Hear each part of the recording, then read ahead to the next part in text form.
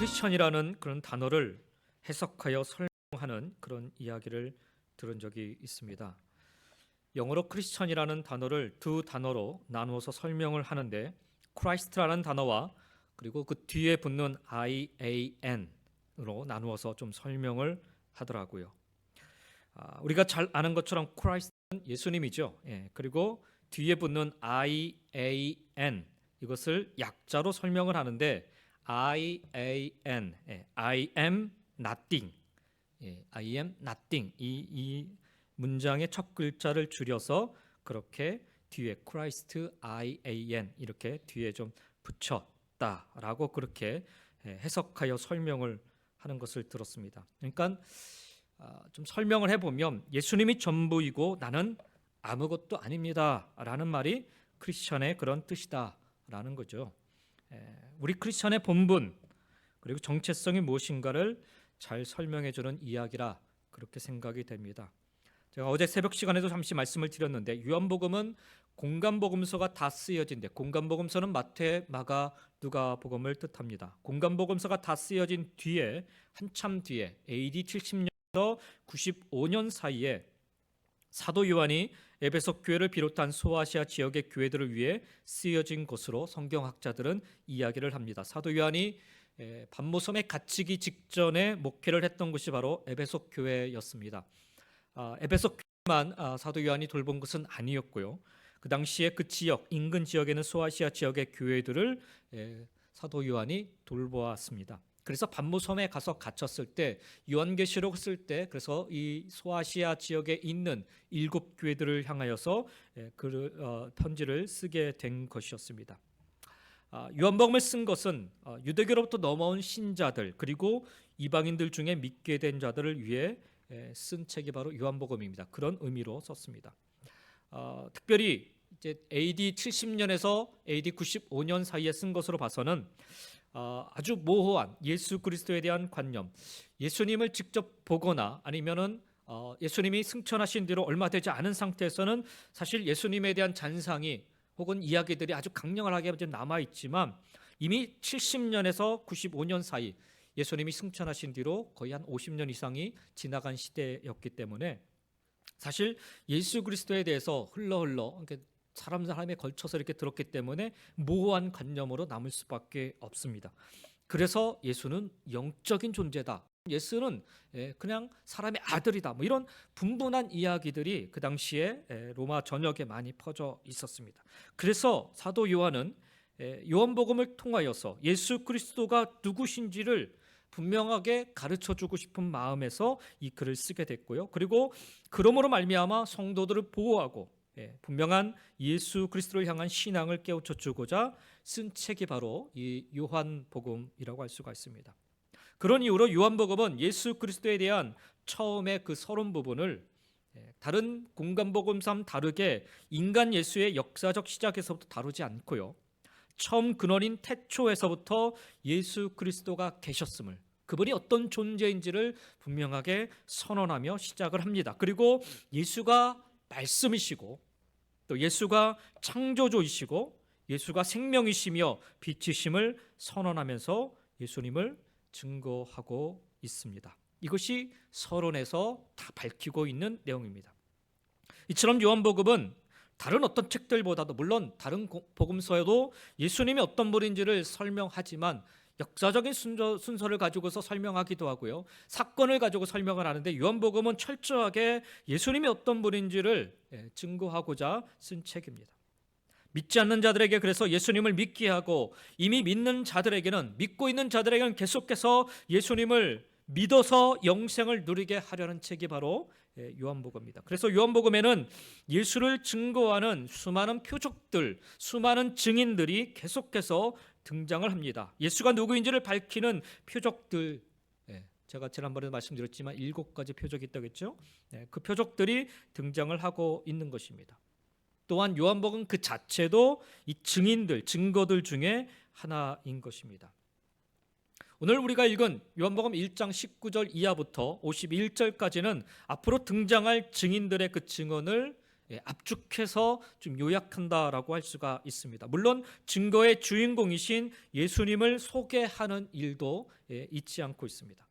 우선 1장 19절부터 34절에서는 증인들 가운데 가장 대표적이고 가장 선두격인 침례 요한이 소개되고 있고요. 그리고 나서 35절부터 51절에 가서는 예수님의 첫 제자들이 등장을 합니다. 앞으로 이 증인들의 입을 통하여서 예수 그리스도의 정체가 다시 드러날 것이고, 이 증인들의 반응을 통하여서 누가 참된 제자인지가 드러날 것입니다. 오늘 우리가 읽은 본문은 예수가 누구인지를 증언하는 첫 번째 증인에 대한 이야기입니다. 그리고 이 이야기는 유대인 지도자들과 침례 요한의 대화로부터 시작을 하고 있고요. 그 대화의 초점은 침례 요한은 누구인가, 그의 정체성에 맞춰져 있습니다. 공관복음서 마태, 마가, 누가복음을 통해서 우리가 잘 알 수 있듯이 침례 요한은요, 그 당시에 어느 종교 지도자들과 다른 삶을 살았습니다. 메시지도 달랐어요. 그는 제사장 가문에서 태어났음에도 불구하고 화려한 예루살렘 성전이 아니라 광야를 택하여 광야에서 살았습니다. 제사장임에도 불구하고 그 당시 제사장들이 주로 입는 옷술이 긴 흰 옷 대신에 약대 털옷을 입었습니다. 제사장들이 입는 옷이 있어요. 우리 한국에서 보면은 장로교단이나 다른 교단 같은 경우는 이제 목사님들이 가운을 입습니다. 우리 침례교단은 가운을 입지 않는데, 가운을 그 당시에 제사장들은 그건 가운과 비슷한 그런 옷들을 항상 입고 다녔어요. 왜? 사람들이 그냥 멀리서 봐도 제사장이다라고 알 수 있을 정도로 존경받고 싶어서고요. 그 앞에 머리를 조아리게 하기 위해서이기도 합니다. 그런데 침례 요한은 제사장 가문의 아들이죠. 아들로 태어났죠. 그래서 사실 태생적으로 제사장이에요. 그럼에도 불구하고 그는 제사장들이 입는 옷을 버리고 약대 털옷을 입고 살았습니다. 그렇지만 침례 요한은 로마의 기득권과 결탁한 이 종교 지도자들이 감히 전하지도 못하는 강력한 회개와 임박한 심판의 메시지를 전하며 살았습니다. 광야에 살았기 때문일 것이고, 부정한 권력에 결탁하지 않았기 때문일 것입니다. 기득권층을 향해 쓴소리를 내뱉는 자를 세상의 부와 명예와 권력을 가진 자들이 싫어하듯이, 당시 유대 사회를 지배하던 종교 지도자들에게는 침례 요한이 딱 그러했습니다. 아주 싫어했어요. 그는 늘 요주의 인물이었고, 그래서 감시를 받는 처지였습니다. 그래서 이번에도 예루살렘에서 일종의 조사팀이 꾸려져서 그 조사팀이 파견되어 침례 요한을 찾아온 것입니다. 19절 말씀을 다시 한번 보시겠습니다. 유대인들이 예루살렘에서 제사장들과 레위인들을 요한에게 보내어 네가 누구냐 물을 때 요한의 증언이 이러하니라 라고 말씀합니다. 여기 보냄받은 사람을 분명 유대인들의 최고 의결기구인 사내들인의 그런 휘하에 있었던 사람일 것입니다. 독특하게 말하고 독특하게 행동하는 이 침례 요한의 정체가 무엇인지 알고 싶어서 이 조사단을 파견을 한 것입니다. 다른 복음서들을 보면 백성들이 침례 요한을 얼마나 존경하고 지지하고 있었는지를 잘 알 수가 있습니다. 이것이 그 당시에 유대 사회를 지배하고 있었던 종교 지도자들, 소위 말하면 권력자들에게는 늘 부담이었던 것입니다. 자신들의 말을 듣고 자신들이 이야기하는 것을 따라야 됨에도 불구하고 저 변방에 있는 요단강가에서 침례를 베풀며 목소리를 높이고 있는 한, 어떻게 보면은 참 외진 곳에 살아가고 있는 그 한 사람을, 외인의 목소리를 사람들이 더 귀를 기울여 듣고 있었다라는 거예요. 그래서 부담이 됐던 거예요. 어지간히 무딘 사람이 아니라면 이 침례 요한의 모습을 보고서 메시아의 때를 예견하지 않은 종교 지도자들은 그 당시에 없었을 것입니다. 침례 요한이 하는 말과 삶의 방식과 행하는 일들을 보면 메시아가 오실 그날이 가까이 온 것만 같았습니다. 그래서 그들이 찾아와서 묻는 것입니다. 네가 누구냐?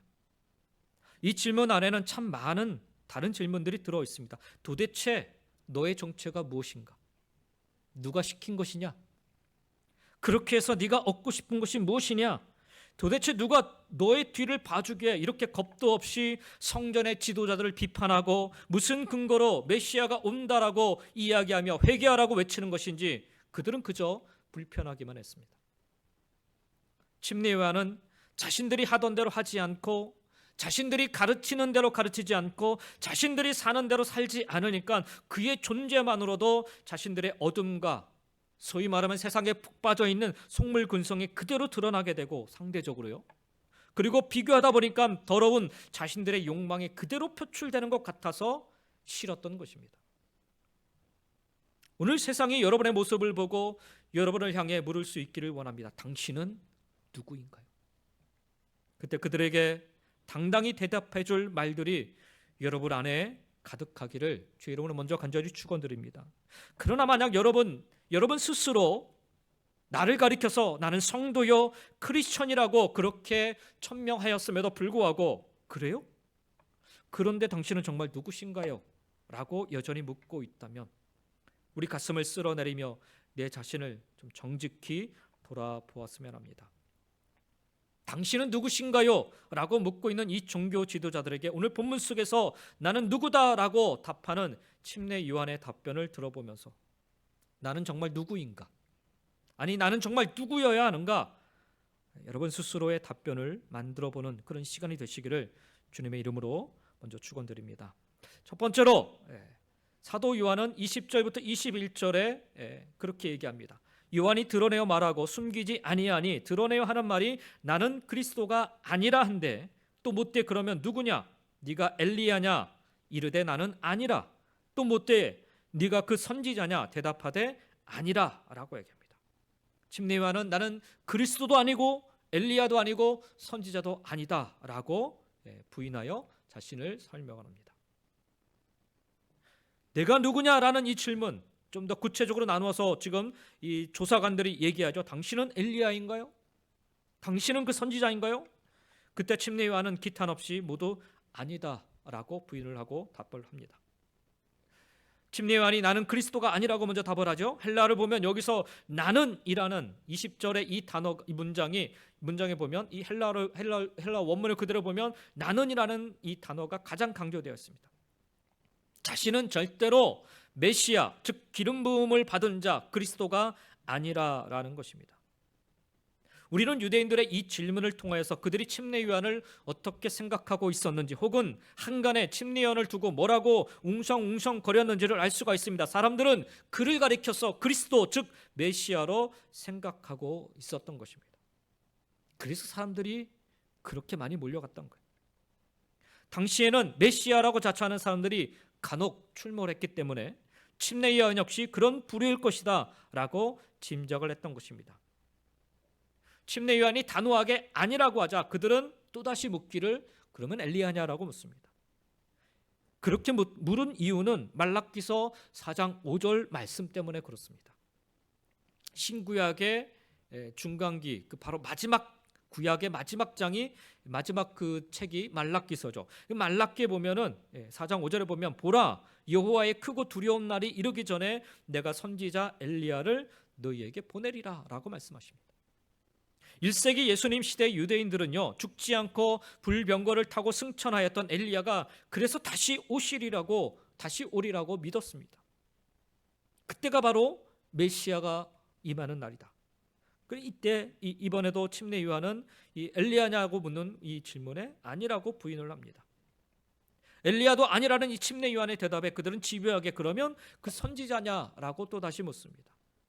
그렇게 물은 이유는 신명기 18장 15절에 기록된 모세의 예언 때문에 그렇습니다. 모세가 죽기 전에 가나안 땅에 들어가기 전 죽기 전에 내 하나님 여호와께서 나와 같은 선지자 하나를 일으키시리니 너희는 그의 말을 들을지어다라고 예언을 하였습니다. 모세는 최후의 예언으로 남긴 이 신명기에서 자신은 첫 번째 출애굽을 했지만 진정한 하나님의 나라는 자기와 같은 선지자를 통한 제2의 출애굽을 거친 후에 이루어질 것이다. 이렇게 다들 이해하고 믿었던 것입니다. 그래서 유대인들은 이 모세의 예언 역시 메시아의 출현을 내다보는 말씀으로 간주하였고 그래서 선지자와 같은 자가 일어날 것을 기대하고 소망하였던 것입니다. 이 말씀에 근거하여서 네가 바로 모세가 이야기하던 바로 그 선지자냐 하고 조사관들이 물었던 것입니다. 그리고 침례 요한은 그에 대한 대답으로 역시 동일하게 나는 아니다라고 자기를 부정하였습니다. 사랑하는 성도 여러분, 내가 누구인지를 잘 아는 것도 중요하지만 누가 아닌지를 아는 것은 더 중요합니다. 무슨 일을 해야 하는지를 아는 것만큼이나 무슨 일을 하지 말아야 하는지를 아는 것이 더 중요합니다.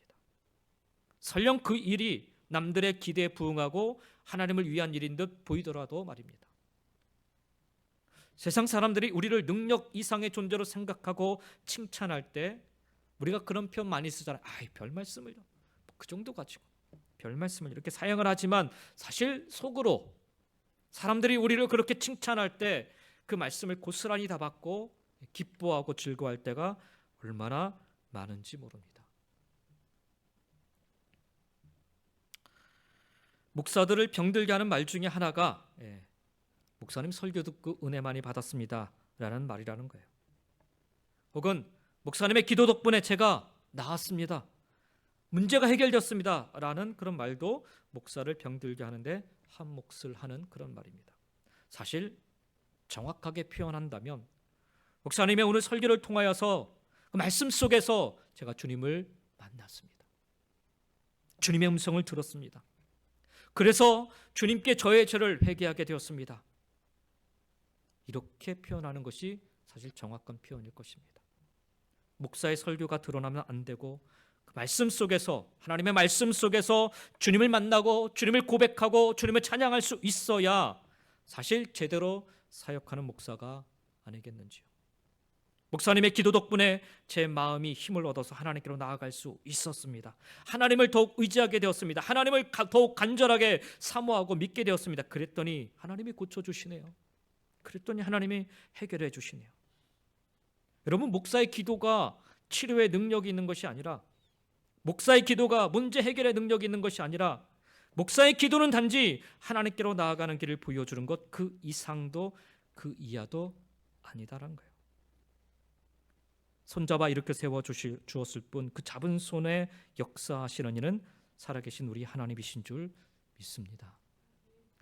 제가 오늘 설교를 준비하면서 이 말씀을, 이 문장을 제가 적은 이유는 불과 얼마 전에 우리 큰아이가 성적이 나왔는데 아주 잘 나왔다는 거예요.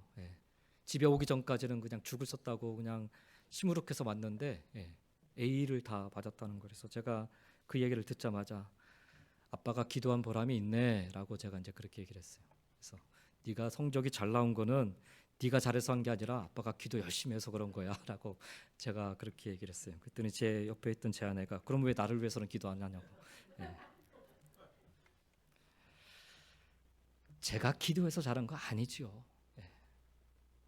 근데 우리는 가끔 그렇게 착각할 때가 있다라는 거예요. 그러니까 여러분, 목사님께 그렇게 기도부터 목사님 기도해 주세요. 기도하죠. 그럼 목사가 기도해서 되는 건 아니죠. 근데 목사가 한 줄 아니까 목사한테 감사하잖아요. 또 그러면 목사는 진짜 자기가 한 줄 알고 우쭐대고. 여러분, 오해하지 마시기 바랍니다. 제가 목사니까 그냥 편하게 목사라고 이야기를 하는 것입니다. 성도님들도 마찬가지죠. 사람들이 당신 때문이야 라고 얘기하면 우쭐대고 내가 한 것처럼 생각할 때가 많다라는 거예요. 그러나 우리가 한 게 아니죠. 하나님이 하신 것이죠. 지난주에도 제가 말씀드렸지만은 어린 아이의 그 작은 도시락 하나라도 주님 손에 들려져 있으면 그때 기적이 일어나는 거예요.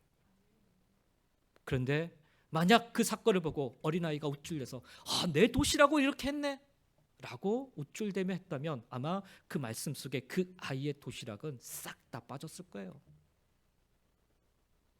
우리가 한 게 아니라 하나님이 하신 거죠. 예수님께서 제자들에게 이렇게 말씀하십니다. 누구든지 나를 따라오려거든 자기를 부인하고 자기 십자가를 지고 나를 따를 것이니라. 여러분, 자기를 부인한다는 것이요, 그리스도인으로 살아가는데 무척이나 중요한 일이 아닐 수가 없습니다.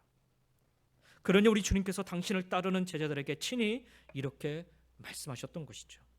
그렇습니다. 내가 누구인지를 잘 아는 것도 중요한데요, 누가 아닌지를 아는 것은 더 중요합니다. 무슨 일을 해야 하는지를 아는 것만큼이나 무슨 일을 하지 말아야 하는지를 아는 것, 이것이 중요하다는 거예요. 우리는 속아서는 안 됩니다. 침례 요한은요, 나는 아니다라고 단호하게 자기를 부정하였기 때문에 그는 예수님만을 증거하며 살 수가 있었던 것입니다. 이게 쉬운 것 같지만 쉽지 않아요. 그 당시에 침례 요한은요, 그 당시 유대 사회에 한마디로 말하면 슈퍼스타와도 같은 사람이었어요. 얼마나 많은 사람들이 매일매일 그 앞에 나와 회개하고 침례받고 했던 일들이 일어나는지. 많은 사람들이 침례 요한을 따랐던 거예요. 그래서 얼마든지 우쭐댈 수 있는 거예요.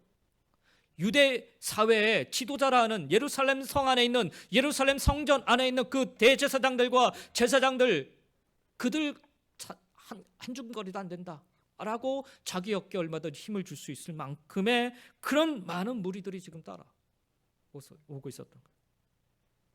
그래서 얼마든지 내가 엘리야인가? 내가 그 선지자인가? 그럴 수 있어. 자기가 그렇게 얘기할 수 있지만 그는 철저하게 나는 아니다라고 자기를 부인했던 것입니다. 우리는 예수님이 아닙니다. 우리는 예수님이 받으셔야 할 그 영광의 자리에 서서는 절대로 안 됩니다. 우리는 그저 우리의 삶을 통하여 주님을 보여주고 우리의 손과 발을 통하여 주님을 가리키고 우리의 입술을 통하여 증거하는 삶을 살아야 하는 존재임을 꼭 기억할 수 있기를, 그리고 꼭 그렇게 고백하실 수 있기를, 그리고 또한 꼭 그렇게 살아가시기를 예수님의 이름으로 간절히 축원드립니다. 침례 요한은 철저하게 자기 부인을 통해서 그렇게 살았습니다. 적어도 침례 요한은 자신이 그리스도도 엘리야도 선지자도 아님을 잘 알고 있었어요. 그래서 그는 평판이나 수많은 사람들의 칭찬에 현혹되지 않았습니다. 그가 얼마나 그 당시에 위대한 사람이었는지 예루살렘에서 그 중앙 무대에 있는 그런 고위 관리들이 조사관을 파견해서 침례 요한한테 와서 직접 물었던 것일 거예요. 부를 수도 있잖아요. 야, 너 한번 들어와봐. 그리고 조사할 수 있는데 그러지 않아요. 그만큼 침례 요한의 위세는 대단했어요. 그럼에도 불구하고 그는 현혹되지 않았습니다. 침례 요한이 3번이나 부인하자 속이 탄 쪽은 바로 예루살렘으로부터 온 조사팀이었어요. 그들은 건수를 하나도 못 올릴 것 같으니까 이제 노골적으로 묻습니다. 22절에 그러죠. 또 말하되 누구냐? 우리를 보낸 이들에게 대답하게 하라. 너는 네게 대하여 무엇이라 하느냐? 계속 묻습니다. 그러자 침례 요한은 이사야서 40장 3절 말씀을 인용하면서 자기 자신이 누구인지를 밝힙니다. 이게 침례 요한이 내가 누구인지를 알고 있었던 거예요. 23절에 그러죠. 이르되 나는 선지자 이사야의 말과 같이, 이 말씀은 이사야서 40장 3절 말씀을 그대로 침례 요한이 지금 고백하고 있는 것입니다. 주의 길을 곧게 하라고 광야에서 외치는 자의 소리로다 라고 침례 요한이 자기 자신을 표현합니다. 그가 인용하고 있는 이사야서 40장 말씀, 이사야서의 말씀은 1장부터 39장은 심판의 메시지였고요. 그 메시지가 끝나자마자 40장부터 마지막 66장까지 위로와 희망을 전하는 그런 메시지가 시작되는데 그 시작점에 있는 것이 이사야서 40장 말씀입니다. 이사야서 40장 1절은 너희는 위로하라, 내 백성을 위로하라 라는 말씀으로 시작을 합니다. 우리가 잘 아는 핸델의 메시아의 시작이 바로 이 말씀으로 시작을 하죠. 그렇다면 이 위로와 희망은 어디서부터 오는가?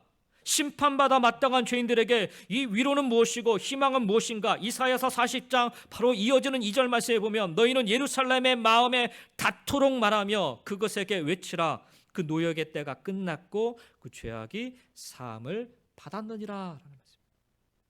그들은 하나님이 죽이지 않고 살려주시겠다라는 소식에 위로를 받습니다. 죄를 용서해 주시겠다라는 소식입니다. 게다가 다시 하나님의 언약 백성으로 삼아주시고 하나님 나라에서 살게 해 주시겠다라는 소식입니다. 바벨론 포로에서 다 끝나버렸다라고 절망 속에 살아가는 백성들에게 하나님이 주시는 구원의 메시지요, 소망의 메시지였습니다. 이 회복의 소식을 전하는 것이 바로 광야에서 외치는 자의 소리라는 것입니다. 바벨론과 이스라엘 사이에는 광야가 있기 때문에 이런 은유적 표현을 사용한 것입니다. 이사야 선지자는 광야에서 그 복음을 전하는 소리가 등장할 것이라 예언을 하였고, 그때서야 비로소 메시아가 이 땅에 오실 것이고, 그때서야 비로소 하나님의 구원의 역사가 일어날 것이다 라는 것이 바로 이사야가 보았던 환상이었고 보았던 예언의 메시지였습니다. 그 소리를 이사야서 40장에서 증거하고 있는 거예요. 그리고 침례 요한은 그 메시지를 자기 자신에게 적용해서 자기가 바로 이사야가 말씀한 그 외치는 자의 소리다라고 말한 것입니다. 그런데 소리가 있다라는 것은 무엇을 전제로 하는 것입니까? 스피커에서 소리가 나오는 것은 말하는 사람이 있다는 뜻 아닙니까? 즉 말씀이 있기 때문에, 말하는 말씀이 있기 때문에 소리가 있는 것입니다. 그래서 사도 요한은 침례 요한의 등장을 밝히면서 요한복음 1장에서 이렇게 표현을 해요. 1장 8절에 보니까 그는 이 빛이 아니요, 침례 요한에 대해서 사도 요한이 얘기하는 것입니다. 그는 이 빛이 아니요, 이 빛에 대하여 증언하러 온 자니라 라고 설명을 합니다. 그리고 실제로 침례 요한도 1장 15절에 보니까 내가 전에 말하기를 내 뒤에 오시는 이가 나보다 앞선 것은 나보다 먼저 계심이라 한 것이 바로 이 사람을 가리킴이라 라고 예수에 대하여 외쳐 증언하는 삶을 삽니다. 예수가 이 땅에 오셨으나 그러나 세상이 그를 알지 못하였고 백성들이 그를 영접하지 않았다라고 선포합니다. 그러면서 1장 11절부터 13절에 영접하는 자, 곧 그 이름을 믿는 자들에게는 하나님의 자녀가 되는 권세를 주셨으니 이런 혈통으로나 육종으로나 사람의 뜻으로 나지 아니하고 오직 하나님께로부터 난 자들이다 라는 하나님의 뜻과 하나님의 구원과 하나님의 계획을 침례 요한이 외쳐서 선포합니다. 광야의 소리는 자기 마음대로 자기 영광과 자기 왕국을 위해 말을 지어내서 하는 그런 존재가 아닙니다. 자기 목소리를 내는 것은 인간의 본능이지 결코 사명이 아닙니다. 소리로서의 사명은 자기 목소리가 아닌 하나님의 뜻, 하나님이 주신 말씀을 대언하는 것입니다. 따라서 광야에서 외치는 자의 소리는 오직 영원하신 하나님의 말씀만을 전해야 합니다. 그래서 침례 요한은 자기 얘기를 안 해요. 하나님의 말씀만을 계속해서 선언하고 선포합니다. 하나님은 아브라함과 다윗과 선지자를 통해서 수천 년간 이어져 내려온 언약을 결코 잊지 않으셨습니다. 이사야 선지자가 하나님이 드디어 그 언약을 성취하시겠다라는 말씀을 광야에서 전할 소리가 바로 등장할 것이라 예언했는데, 침례 요한은 자신이 바로 그 소리라 이야기하면서 오직 하나님의 말씀만을, 하나님의 뜻만을, 그리고 하나님의 계획만을 이야기합니다. 그래서 침례 요한은 네가 누구냐라는 이 질문에 자기 자신을 부인하면서 다른 얘기하지 않고 예수를 가리켜 예수를 증거합니다. 예수가 우리가 그토록 기다리던 우리 죄를 담당기 위해 오신 하나님이 보내신 바로 그 어린 양이라고, 하나님의 아들이시라고 가리켜서 증언을 합니다. 29절, 우리가 오늘 읽은 28절 말씀 이후에 나오는 내용들입니다. 침례 요한의 자기 부인과 함께 자기 자신을 향하여서 소리라고 정의를 내는 것을 보면서 저는 제 마음속에 두 가지 생각이 떠올랐어요. 나는 과연 침례 요한과 같은 소리인가? 나는 말씀을 전달할 소리라기보다는 오히려 그 말씀의 자리를 넘보고 있지는 않은가? 요즘 한국에 이 사람을 목사라고 얘기하기도 사실 참 거북합니다. 정광훈. 이 사람이 목사라는 타이틀을 가지고서 하나님의 말씀을 지금 얘기하는데, 나는 그 밑에 저는 아무리 생각해도 그 밑에 가서 아멘하고 기도하고 이런 사람들이 도대체 이해를 못하겠는데, 이 사람이요 자기가 하나님의 말씀을 대언하고 있어요. 그냥 자기가 하나님의 말씀이라고 그렇게 얘기를 해요. 분명 우리 모두는, 목사뿐만 아니라 우리 모두는 소리의 사명을 갖고 살아가는 자들입니다. 목사의 말이 곧 하나님의 말씀이라고 생각해서는 안 되는데 제 스스로 이렇게 물어보는 거예요. 저는 주일날, 수요일날, 토요일날 계속해서 말씀을 전하는 이 자리에 서 있기 때문에 목사의 말, 이것이 곧 하나님의 말씀이라 생각하게 만들고 있지는 않은가? 여러분 혹시 여러분 주위에 다른 사람들에게 하나님의 말씀을 가지고서 권면을 하시면서 하나님의 말씀을 전하는 게 아니라 내가 하고 싶은 얘기를 전하고 있지는 않으신지 생각해 보셔야 돼요.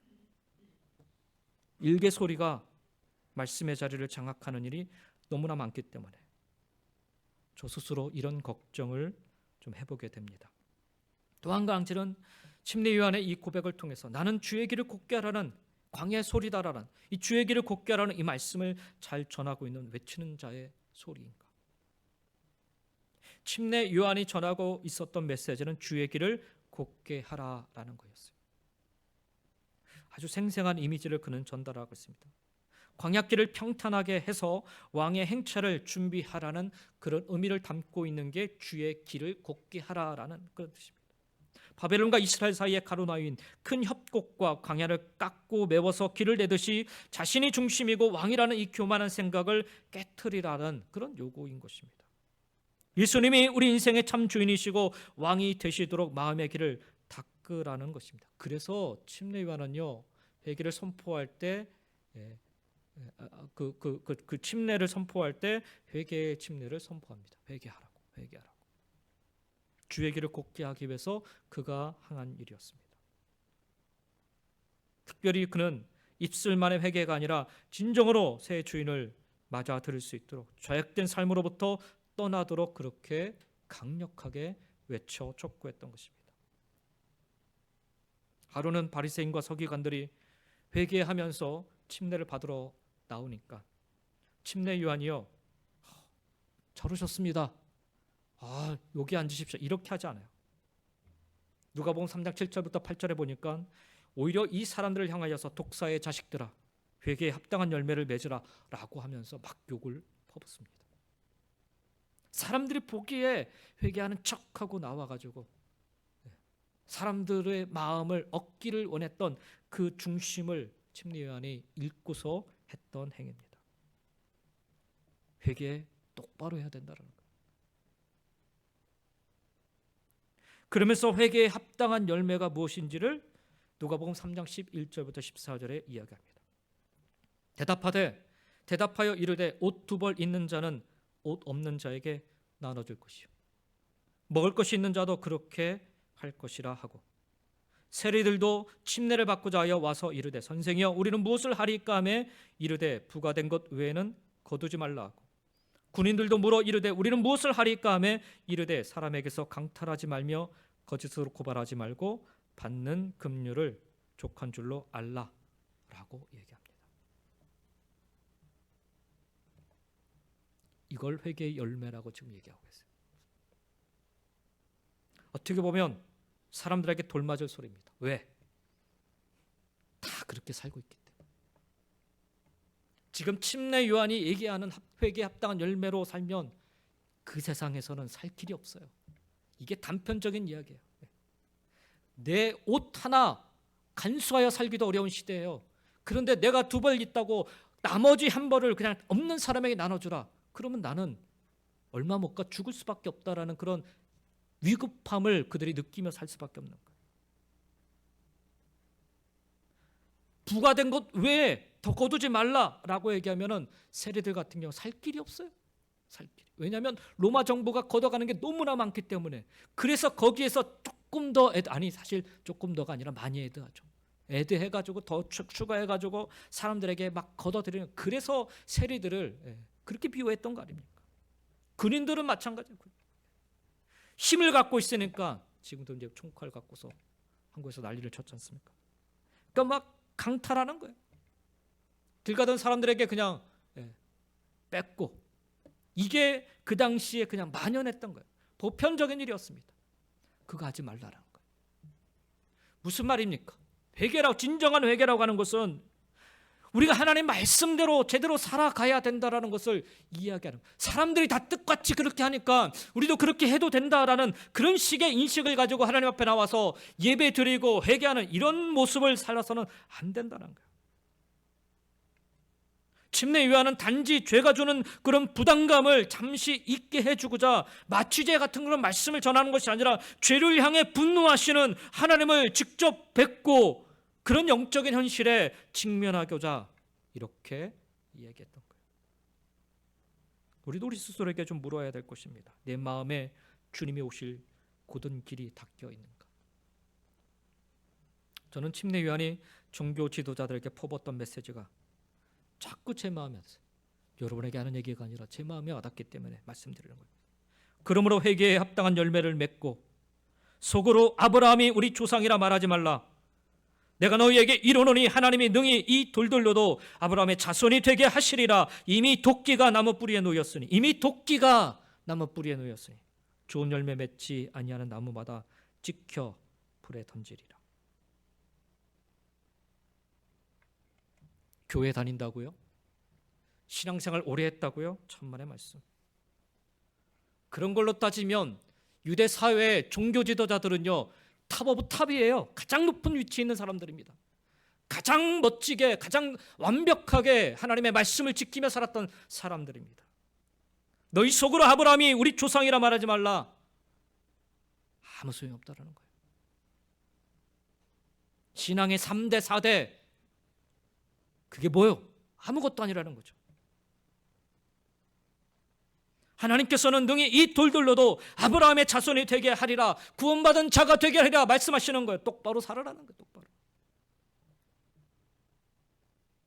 광야에 외치는 자의 소리가 되어 목이 터져라 외친 그의 메시지, 오늘날 우리가 들어야 되는 참된 복음의 메시지인 것입니다. 사랑하는 성도 여러분, 올 한 해 하나님의 축복받은 인생으로 살아가기 원하십니까? 그렇다면 가장 먼저 해야 될 게 뭐냐면 회개의 자리에 나아가셔야 됩니다. 회개할 게 없는데요? 그렇잖아요. 날마다 회개하는 삶, 회개에 합당한 열매를 맺으며 살아가시기 바랍니다. 빛이 이 땅에 왔음에도 불구하고 사람들은 그 빛을 알아보지 못했어요. 회개하지 않았기 때문에, 눈이 가려져 있었기 때문에. 요한복음 15장에서 우리 주님은 그 유명한 나는 포도나무요라는 말씀을 하시죠. 요한복음 15장 1절 2절에 말씀하기를 나는 포도나무요 내 아버지는 농부라. 물은 내게 붙어 있어 열매를 맺지 아니하는 가지는 아버지께서 그것을 제거해 버리시고 무릇 열매를 맺는 가지는 더 열매를 맺게 하려 하여 그것을 깨끗하게 하시느니라. 무슨 말입니까? 회개에 합당한 열매를 맺어 살아가는 자가 바로 포도나무 되시는 주님 안에 거하여 사는 삶이라는 거예요. 주님 안에 거해야만 참된 열매를 맺으며 살 수가 있습니다. 나는 포도나무요 너희는 가지라. 그가 내 안에, 내가 그 안에 거하면 사람이 열매를 많이 맺나니 라고 말씀하셨습니다. 그리고 너희가 내 안에 거하고 내 말이 너희 안에 거하면 무엇이든지 원하는 대로 구하라 그리하면 이루리라 라고 약속해 주셨습니다.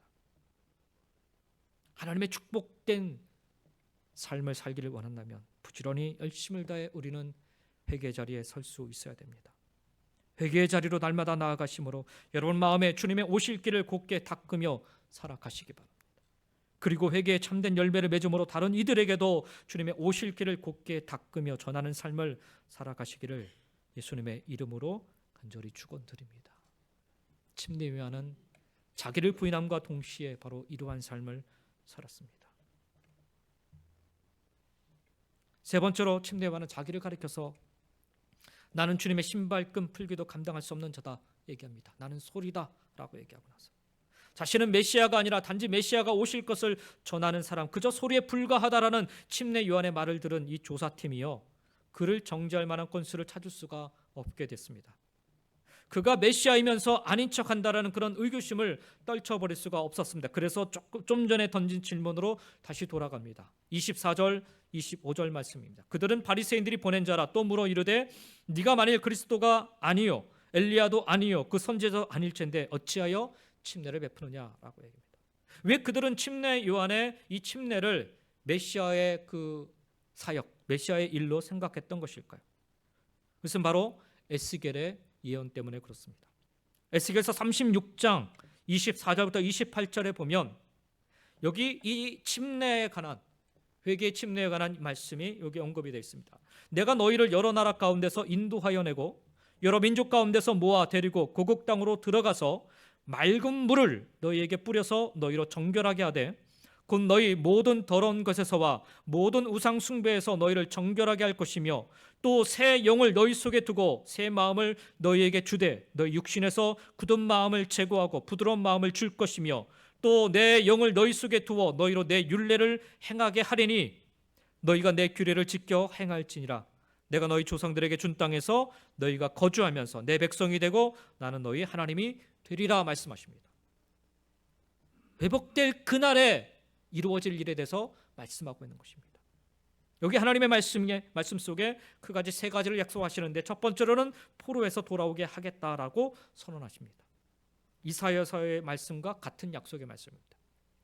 그리고 두 번째로는 맑은 물로 씻어서 죄를 사해 주시겠다라고 말씀하십니다. 역시 이사야서와 같은 말씀입니다.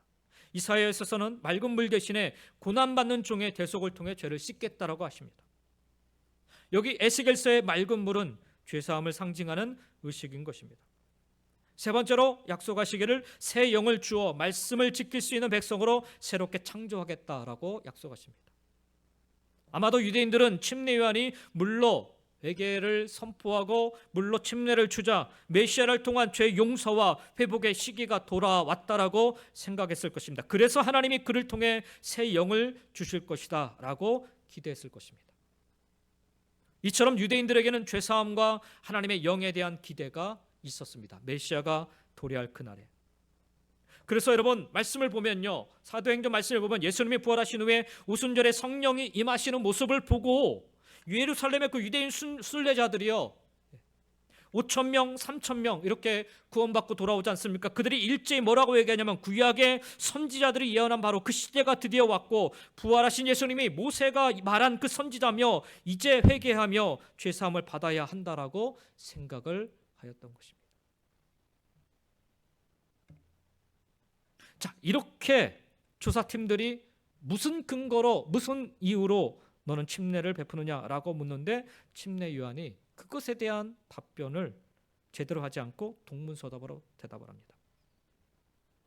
오늘 우리가 읽은 본문 26절부터 27절 말씀입니다. 요한이 대답하되 나는 물로 침례를 베풀거니와 너희 가운데 너희가 알지 못하는 한 사람이 섰으니 곧 내 뒤에 오시는 그이라. 나는 그의 신발끈을 풀기도 감당하지 못하겠노라 말씀합니다. 묻지도 않았는데 자기 뒤에 오실 분을 지금 침례 요한이 소개하고 있습니다. 그렇다고 그분이 누구신지 구체적으로 설명하지도 않습니다. 다만 자기는 그분의 종이 되기에도 합당하지 않다라고 말할 뿐입니다. 이것은 일종의 이런 표현인 것입니다. 여러분이 저를 그리스도로 보신 것 같은데 잘못 보셨습니다. 제가 그분의 신발끈도 못 풀 정도라면 그분이 어떤 분이신지 생각해 보시기 바랍니다.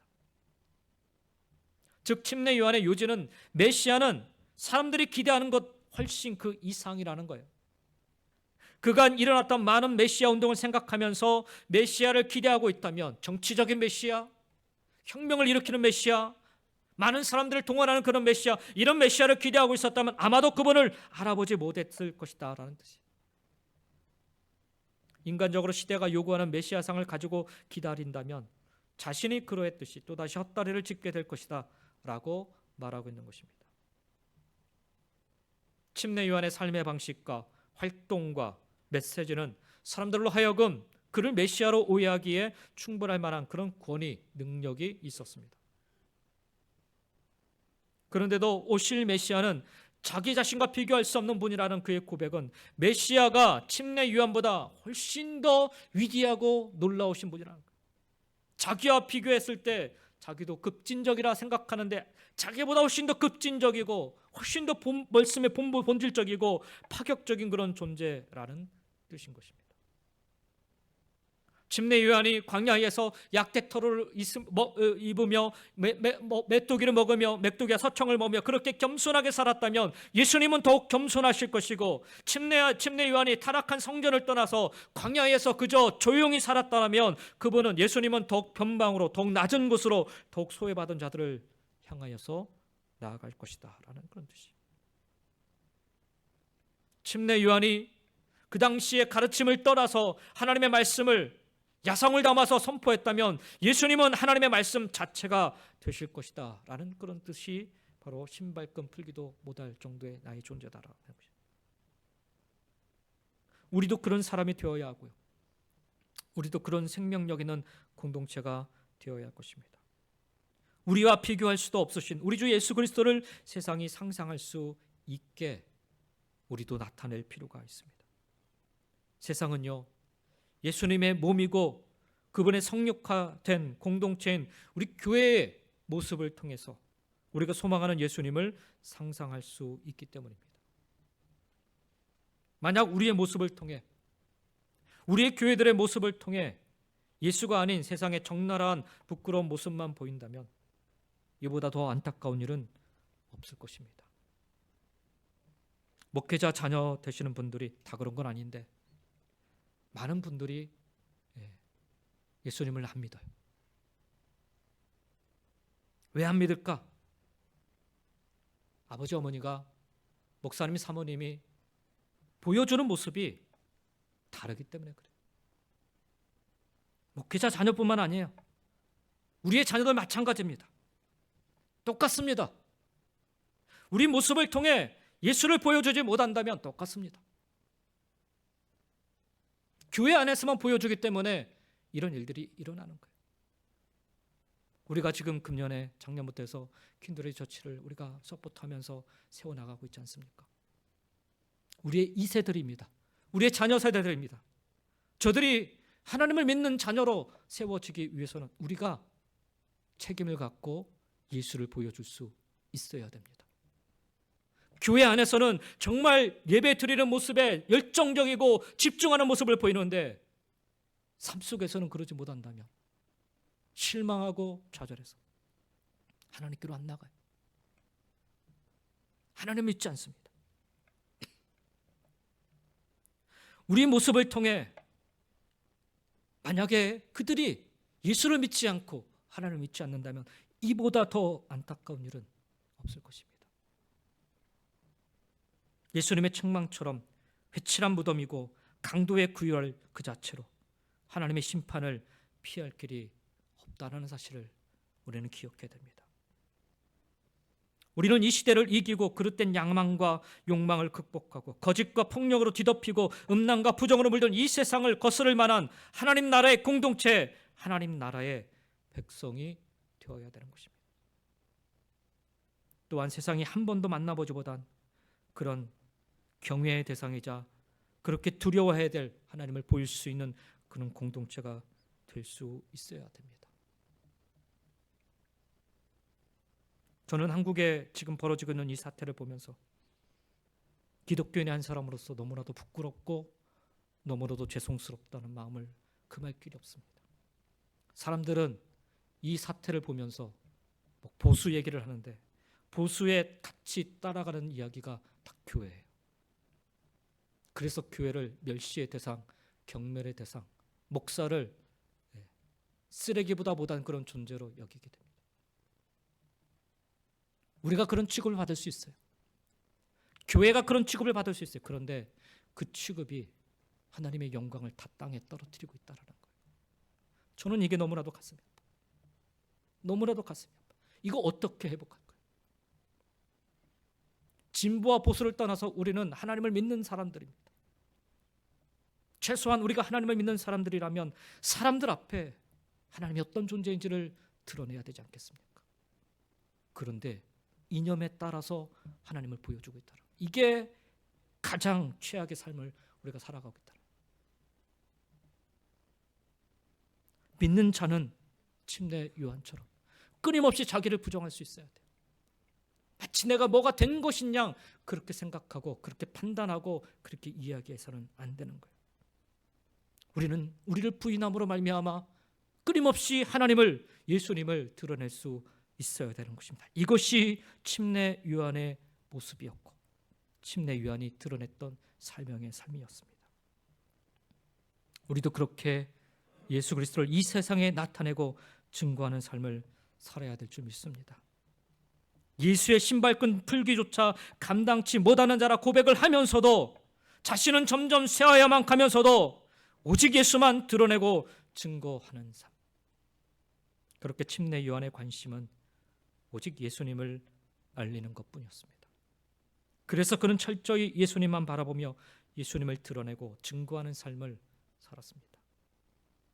그렇기 때문에 그는 자신이 누구인지를 정확히 알고 자기가 서 있어야 할 자리, 자신이 감당해야 될 사역, 그리고 자신의 사명을 정확히 지키며 살았습니다. 사랑하는 성도 여러분, 올 한 해 침례 요한에 보여줬던 이 아름다운 신앙의 모습, 그리고 그의 고백이 저와 여러분의 고백이자 모습일 수 있기를 간절히 소망합니다. 점점 드러나고 나타나야 될 분은 오직 우리 주 예수 그리스도이십니다. 비록 소리밖에는 드러나지 못한다 할지라도, 소리로서 우리가 살 수밖에 없다 할지라도, 아니 계속해서 점점 작아지고 낮아진다 할지라도, 아무도 우리를 알아주지 않는다 할지라도 오직 예수만 나타나고 증거될 수 있다면 여러분 인생 가장 최고의 순간을 살아가고 계시다는 사실을 여러분 기억하시기 바랍니다. 나는 누구인가를 늘 돌아보면서 나를 부인하는 삶으로 예수만 높이고 증거하는 삶으로 올 2025년 한 해 하나님이 기뻐 받으실 만한 그런 믿음을 고백하시며 살아가시길, 그리고 우리의 그 모습을 통하여서 오직 예수님만 나타내고 증거되어서 하나님 영광 받아주시기를 우리가 간절히 소망하면서 그렇게 살아가시기를 예수님의 이름으로 간절히 축원드립니다. 기도하겠습니다.